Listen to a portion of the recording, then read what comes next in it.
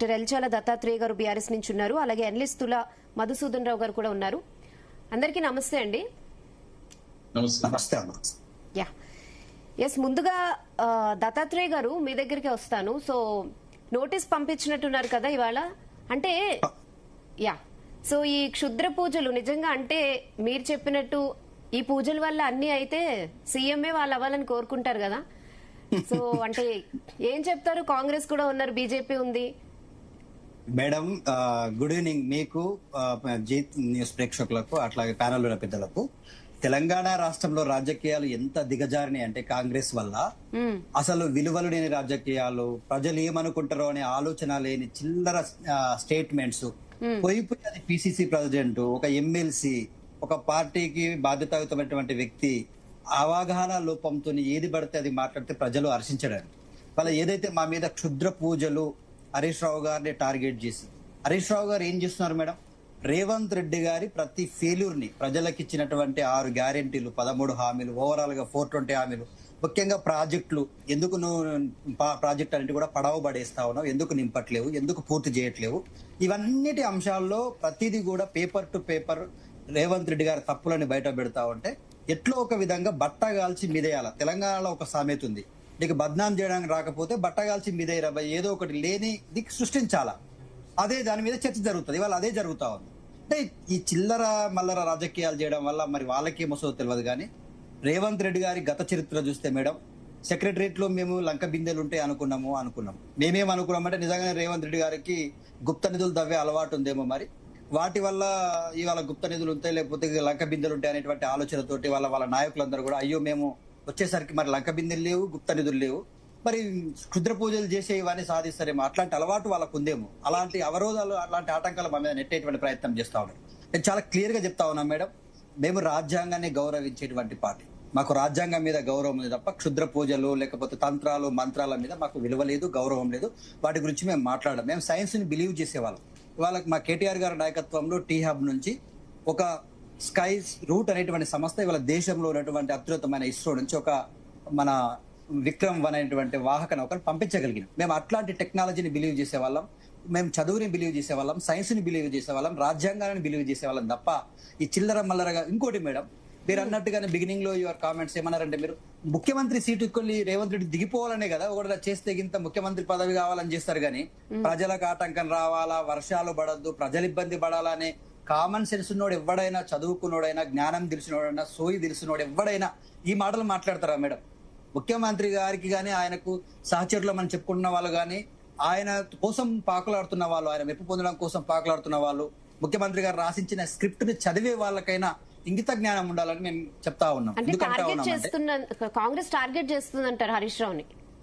Madam ఒకటే, హరీష్ రావు గారు, కేటీఆర్ గారు జోడెద్దుల్లాగా ప్రజా సమస్యలను ఎండగట్టడంలో, ప్రభుత్వం విఫలమైనటువంటి ప్రతి అంశాన్ని కులంకషంగా ప్రజలకు అర్థం చేయించడంలో, వాళ్ళు ఇచ్చిన 2 లక్షల ఉద్యోగాల విషయంలో నిరుద్యోగ సంగ్రామ సభ వల్ల రేవంత్ రెడ్డి గారికి వాళ్ళ బయటకు వెళ్ళలేని పరిస్థితి, మహిళలకు ఇచ్చిన హామీల వల్ల అదొకటి, ప్లస్ రైతులకు ఇచ్చినటువంటి హామీల విషయంలో హరీష్ రావు గారు, కేటీఆర్ గారు, ప్లస్ ముఖ్యంగా హరీష్ రావు గారిని ఎందుకు టార్గెట్ చేస్తా ఉన్నారంటే, హరీష్ రావు గారు ఏది మాట్లాడినా కూడా చాలా ప్రజల మధ్యలోకి రీచ్ అవుతా ఉంది.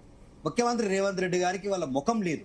అక్కడ పాలమూరు రంగారెడ్డి ప్రాజెక్టుల విషయంలో అయినా, ఇక్కడ కాళేశ్వరం విషయంలో అయినా, నిన్న లేక మొన్న పెట్టినటువంటి ప్రెస్ మీట్లు 7 ప్రాజెక్టుల అనుమతులు రద్దు చేయమని పక్క రాష్ట్ర ముఖ్యమంత్రి గారు, ఆ పక్క రాష్ట్రంలో ఉన్నటువంటి ప్రభుత్వం కేసులు వేస్తే వాటికి ఎందుకు రద్దు చేయాలనే అంశం మీద జేఆర్ఎంబీలో మీటింగ్ జరిగితే మాట్లాడేటువంటి నాదుడు లేడు. తెలంగాణ ప్రయోజనాల గురించి మాట్లాడేటువంటి సమయం ఉండదు. ఈ క్షుద్ర పూజల కోసం పెట్టే ప్రెస్ మీట్ ఏదో నేను మహేష్ కుమార్ గౌడ్ గారికి చెప్తా ఉన్నా, పిసిసి అధ్యక్షుల గారికి, లేకపోతే అద్దంకి దయాకర్ అన్న గారికి చెప్తా ఉన్నా, మీరు ఈ చిల్లర రాజకీయాలు ఏందన్నా, మీరు ఇచ్చిన హామీల విషయంలో గానీ, ప్రజలకు మీరు చేస్తామన్న అంశాల్లో ప్రెస్ మీట్లు పెట్టి సమాధానం చెప్పండి. ప్రజలు అడుగుతున్న దానికి జవాబు చెప్పండి. ఈ క్షుద్ర పూజలు, తంత్రాలు, మంత్రాలకు ప్రజలు ఎవరు కూడా నమ్మరు. 70 నుంచి 80% of the people they are well educated. తెలంగాణలో సైన్స్ అనేటువంటి దాన్ని నమ్ముతా ఉన్నారు. దేవుడు అనేటువంటిది ఎవరికైనా బిలీవింగ్ అండి, అది వ్యక్తిగతమైనటువంటి అంశం. ఇవాళ హరీష్ రావు గారు ముఖాంబికా దేవి దగ్గరికి వెళ్ళినరా, లేకపోతే వారణాసికి పోయినరా, లేకపోతే శివమొగ్గ పోయినరా, ఎక్కడికైనా కుటుంబంలో ఉన్నటువంటి కట్టుబాట్లకు అనుగుణంగా, కొన్ని మన తరతరాలుగా వస్తున్న సాంప్రదాయాలకు అనుగుణంగా ఎవరైనా ఏ దేవుని దగ్గరికైనా వెళ్తారు. రాహుల్ గాంధీ గారు గుడికి గుండు మొక్తా ఉన్నాడండి, లేని బొట్లు పెట్టుకుంటా ఉన్నాడు, పూలమాలలు వేసుకుంటా ఉన్నాడు. అదే దానికోసమే పోతా ఉన్నాడు. సరే, ఇప్పుడు కాంగ్రెస్ ఆరోపణలు చేసినంత మాత్రాన ఇప్పుడు మనం జెన్జీ జనరేషన్ కదా, సో ఇలాంటి విషయాలపై వాళ్ళు మాట్లాడినంత మాత్రాన ఇది మీకు ఎఫెక్ట్ అవుతుంది అని మీరు అనుకుంటున్నారా?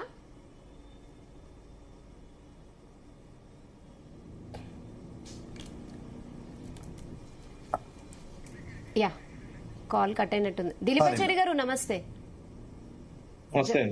ఓకే, జాయిన్ అయ్యారా దత్తాత్రేయ గారు? Join madam, sorry. అంటే జెన్జీ జనరేషన్ కదా, కాంగ్రెస్ ఆరోపణలు చేసినంత మాత్రాన ఈ టైంలో ఇలాంటి ఆరోపణలు నిజంగా ఎవరు నమ్మరు కదా మేడం. జనరేషన్ మారింది, ప్రజలు మారిండ్రు, ప్రజల ఆటిట్యూడ్ మారింది. గతంలో ఊర్లలోకి వెళ్ళి క్షుద్ర పూజలు చేస్తే చెట్టుకు గట్టేసి కొట్టి తన్ని పండ్లూడ తీసి ఆయనని లేనిపోని మన చట్టాన్ని చేతిలోకి తీసుకున్న సందర్భాలు మనం చూసినాం.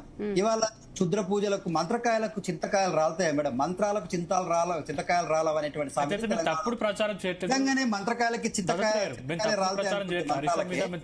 తెలంగాణలో ఉన్నటువంటి ప్రతి పౌరుడు తన శత్రువు మీద పోరాటం చేస్తాడు కదా.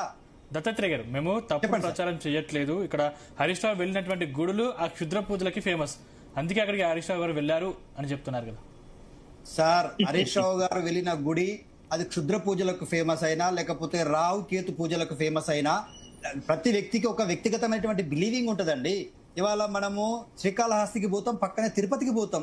తిరుపతికి వెళ్ళడానికంటే ముందు శ్రీకాళహస్తికి పోయి రావుకేతు పూజ చేయించుకుని అక్కడే స్నానాలు చేసి ఆ తర్వాత తిరుపతికి పోయి దర్శనం చేయించుకుంటాం.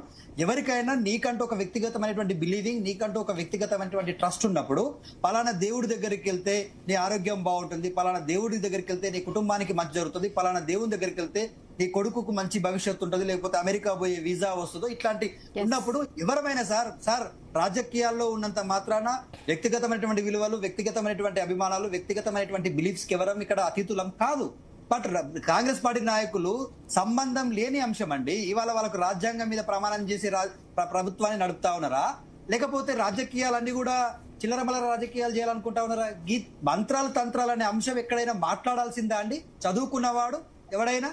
అదే అంటా ఉన్నాం సార్. రేవంత్ రెడ్డి అనేటువంటి వ్యక్తి తన జీవన విధానం గానీ, తను పెరిగిన విధానం గానీ, తను వచ్చినటువంటి విధానంలో గానీ తొక్కుకుంటూ వచ్చినా, తన్నుకుంటూ వచ్చినా, గుద్దుకుంటూ వచ్చినా, పెగులు మెడలేసుకుంటా, బొందబెట్టి తొక్కుతా, ఈ భాష, ఈ యాస, ఇగో ఈ మంత్రాలు తంత్రాలు అనేటువంటిది సబ్జెక్ట్ లేదు. భాష గురించి ఒక పార్టీ కాదు అందరూ మాట్లాడతారు. ఇప్పుడు మీ పార్టీ నుంచి కూడా మాట్లాడుతున్నారు, ఇంకా భాష గురించి ఎందుకులేండి?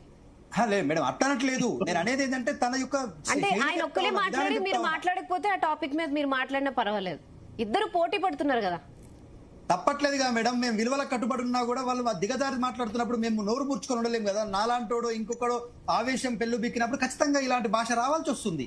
మేము మేడం సహనంతో ఓపికతో ప్రశ్నిస్తున్నాం, వాళ్ళ ఫ్రస్ట్రేషన్ లోకి పోతా ఉన్నారు. సో ఇష్యూస్ ని డైవర్ట్ చేయడానికి ఇట్లా మీ మీద ఆరోపణలు చేస్తున్నారు అంటారు. అంతే మేడం, ఇది ఫ్రస్ట్రేషన్. ఒకసారి మనం బీజేపీ వర్షన్ కూడా తీసుకుందాం. దిలీపాచారి గారు ఉన్నారు. నమస్తే దిలీపాచారి గారు. నమస్తే అండి. ఎస్, ఏమంటది బీజేపీ? క్షుద్ర పూజల కోసం హరీష్ రావు వెళ్లారు అని చెప్తుంది కాంగ్రెస్. ఒక పర్సనల్ గా టెంపుల్ కి వెళ్తే ఇట్లాంటి ఆరోపణలు చేస్తున్నారని ఆఫీషియల్ గా లీగల్ నోటీసులు కూడా ఇవ్వడం జరిగింది. సో బీజేపీ ఏమంటది? ఇప్పుడు ఇవన్నీ దృష్టి మరల్సే రాజకీయాలు అని చెప్పి ఈ కామెంట్స్ అని చెప్పి నేను భావిస్తున్నా మేడం. ఎందుకు అని అంటే ఆధునిక యుగంలో ఉన్నాం, హైటెక్